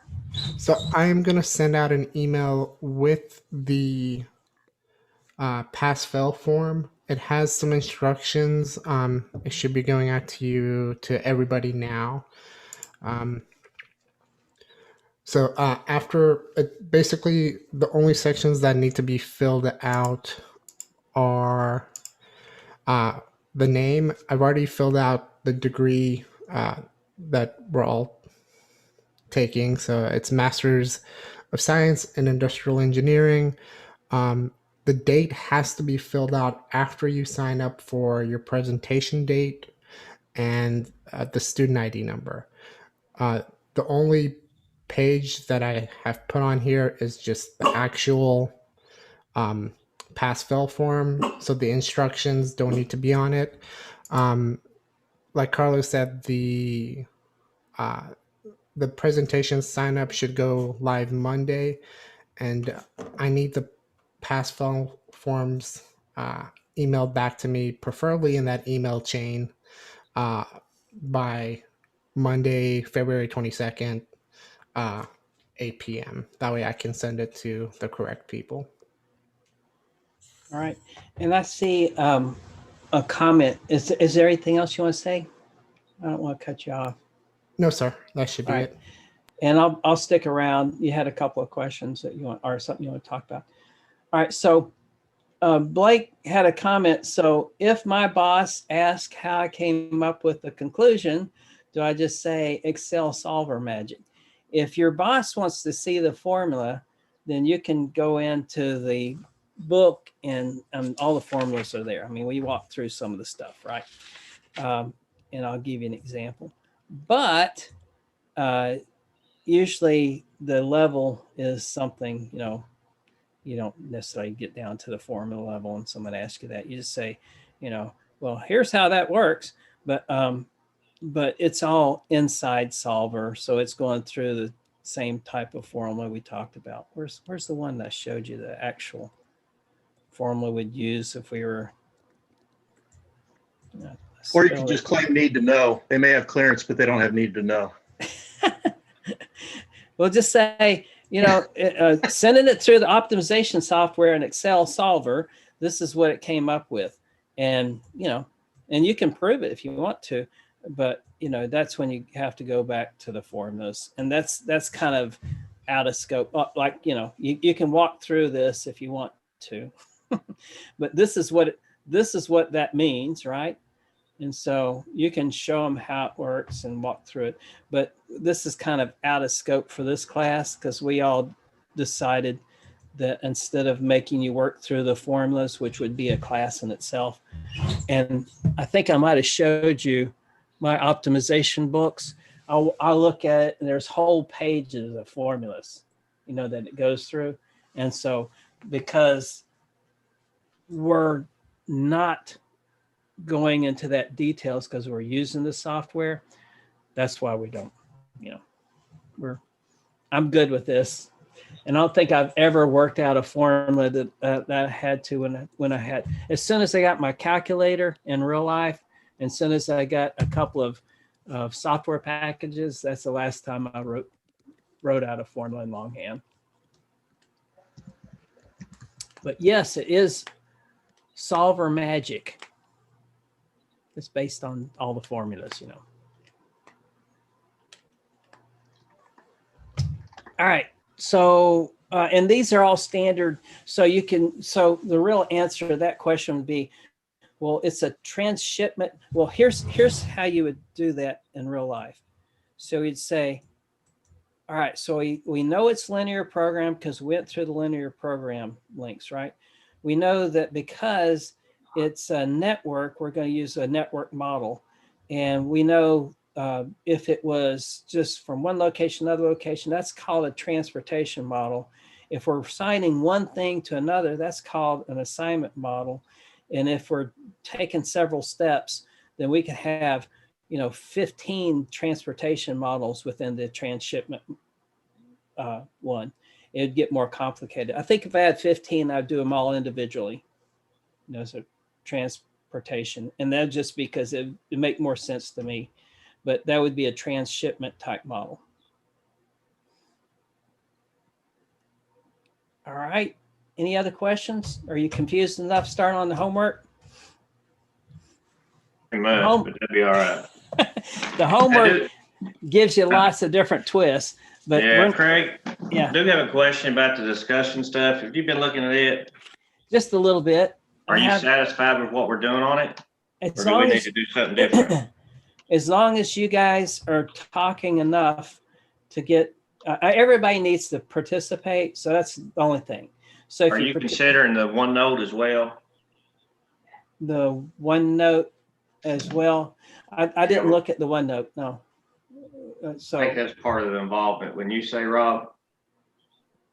Yeah, just make sure you cut and paste something into disclose, when you look at if I agree, Joe, and I thought about that. That's why I cut and pasted the link to today's notes that I copied into OneNote, and I put the link in the discussion for the week so that there would be a reference that it's in there. Yeah, and do but something like that. I think if you're contributing to OneNote, that should count as part of the discussion. Yeah, just on the discussion link is what I'm really looking at. Just say, refer to OneNote, just mention what you did in it, somehow. And no that's problem. And if there's a question, I'll come to you and ask you, and you can walk me through it and you'll get the point. So the points are fairly, for discussion, they're fairly minor, but they're still important. So let's see. So for example, you get 1.2, 1.2, 1.2 for now on. And I'm not going to argue about it. You show me you did it and tell me how you did it, and you get the points as far as I'm concerned. So we also have set up a standard midweek meeting. It's not necessarily required, but we just kind of jump on there for roughly an hour to discuss where we're progressing with this. Are you okay with that? Sure. Yeah, sure. right. Okay. Yeah, but as far as the discussion, when you enter that into, you want to get credit for it, right? Right. Just cut and paste something, or said, just give a sentence saying, I spent an hour working on OneNote today, something like that with everybody, or I spent an hour in our discussion on Zoom call, something like that. Just something I can track, so I can just give a check. Because I'll look and there's either something there or there's not something there. So I'm just looking at there's something there. And it's easy. It's a speed checker, a speed grader. So if there's something there, it looks like you did it, I give you full points. If it looks like there's nothing there, for example, your homework problems, you had 10 to do and you did 2, I would probably not give you full credit for that. Definitely. So today, just go as far as it makes sense to go. So you go through every other, every even problem, and I'm more interested that you're doing it than that you're doing a specific one. So if it looks like one is just messed up, it's complicated, you can't get through it, but there's one like it that's less complicated, substitute it. Because I'm going to see that you have, if you have to do 6, I'm going to see that you did 6, right? And they're spread out. They're not just all 1, 2, 3, 4, 5, 6, or whatever. So if it looks like you're putting an effort into it, that's all I'm looking for. Very good. Thank you. And you guys have to decide though. Everybody's got to do the same 6, or same 5. So if it looks like, you all come to agreement that 3.10 just is all messed up, it's too complicated, whatever the reason, as long as you come together on it and you say, let's do 3.11 instead, I'm okay with that. And I don't have a key to it anyway, so I'm going to look at it, and if it looks reasonable, you solved it similar, and if I can find a way to improve on it, I'll talk about it, but I won't count off. But anyway, it doesn't get much easier than that, right? I mean, I'm walking through everything. We're going through the problems. We're trying them out. And as long as you try them out and it looks like you have a good effort into it and you're talking about it and you're working together as a team, that's all I care about. I'm assuming that it's going to be right because it's not that complicated. You know, it can get complicated, but I'm assuming that and if I can see something obvious that's wrong, then I'll mention something about it, but then I won't count off on it necessarily if you come to an agreement as a class. All right, that's all I have. Anybody else have any other questions? I know I'm supposed to stick around for a couple of questions, but other than that, Thank you. thank you. Thank you. All right. See you guys. Armin, did you have something you wanted to ask me, or do you want to talk about? You can call me too if you want. We can stay on here. I think it'd just be easier if we Okay. stayed on here. All right. I just wanted to know what you wanted me to do for last semester's class and how you want okay. me to go about that. Let's see. Go ahead and just do all the assignments, you know. Okay. And that's good enough. You don't have to do anything in addition to that. I know you had a lot of other things going on at the same time.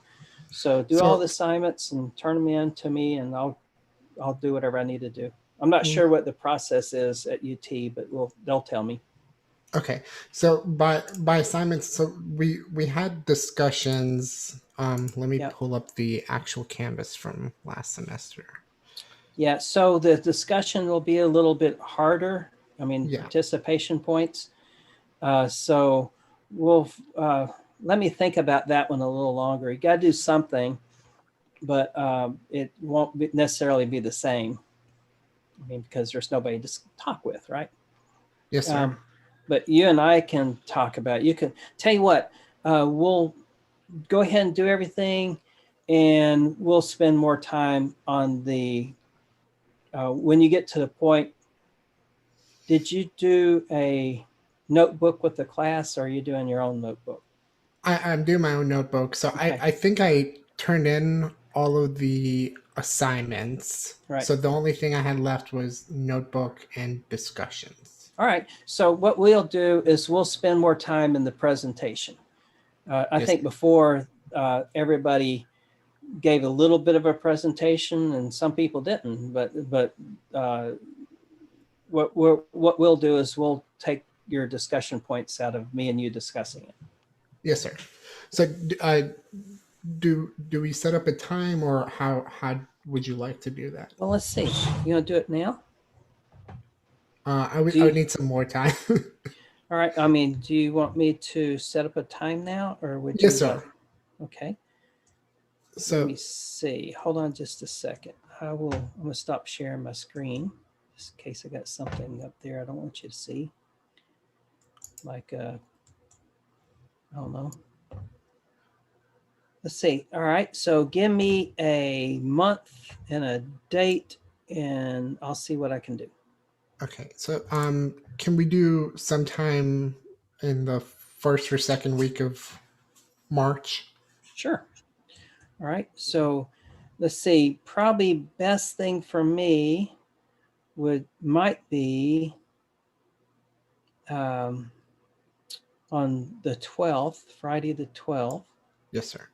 How about right after this class? Okay, so I will create it and I will send out an invite to you. Okay. All right. And then if I'm not really sure how to go back in and do this, I have to talk to Carla. So Yes, I'm sir. assuming that it's, a form I fill out or something. So we'll do that. But all I need is just to see everything you turned in and to go through a presentation. We'll just go through 30 minutes worth of presentation or something, and that will cover all the discussion. Yes, sir. And just so you know, just walk me through everything in your notebook. That will be discussion. I'll ask questions as we go, and we'll just take it like that. Yes, sir. Your email is not pulling up. Can I get your email just so I can? Sure.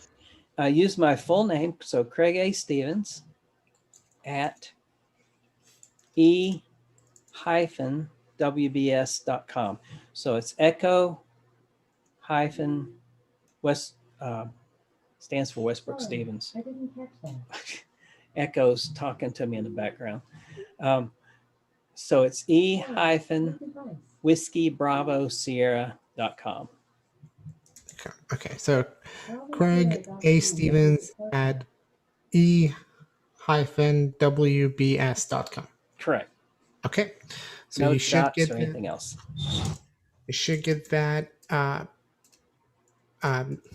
email or the calendar request. All right. Yep. No problem. Thank you so much. Yeah, not a problem. And then I just wanted to see, so the last 2 weeks I've been, I had surgery and then Yeah. I ended up getting bronchitis after my surgery. So can I still go back and participate in the discussions for the last 2 weeks? You can go. Oh, you mean for this class? Yes, sir. Yeah, you can. You probably won't be able to. Well, just go ahead and try. I think it's open to the end of the semester, but go ahead and look at it. It may be that we have to do something in addition. I think I also have put together some kind of extra credit. So do whatever you can. See if you can communicate in probably the only thing that really makes sense now. Just go read what everybody else says. Yes, sir. And let's see what else. Yeah, I'm not sure how to do that. I mean, I could, because discussion is kind of real time with other people. Yeah. But you and I we'll make up something. We'll find some way for people to make up points if we need to. Yes, sir. Yeah. And with your notebook, I would go ahead and reach out to other people in your class and just see what the final notebooks look like, and see if anybody can collaborate with you if you want to. Some of them are really good and some of them are really bad. That's the reason this time we're going to go through and kind of make them more realistic. Everybody work together as a team. That's the reason we're doing that. Armin, I can share mine with you. Mine is, I'm a project engineer, so that class I'm really familiar with the topics in that class. So mine maybe wasn't like as detailed. Like I didn't just take huge snippets from the book because I don't need to. I understand a lot of it.